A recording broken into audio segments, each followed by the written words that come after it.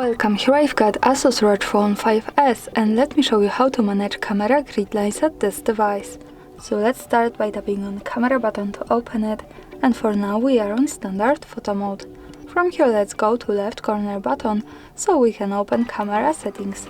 Now we have to slide a little bit to find other category, and here we have grid option, so let's pick them.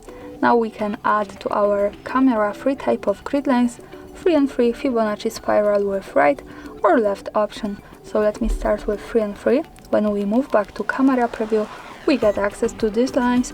They are useful, for example, when we want to use the rule of third in photography, and this is how they present. Let's move back to left corner settings, slide down to other, tap to grid and pick Fibonacci spiral with right. So this is how it looks like now. And these lines are also useful when we want to make experiments with composition of our picture.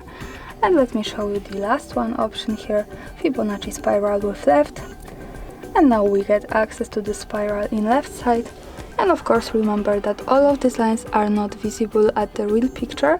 So when I take a photo and when I go to left to the button that follows us straight to the gallery, we can see these lines at the real photo.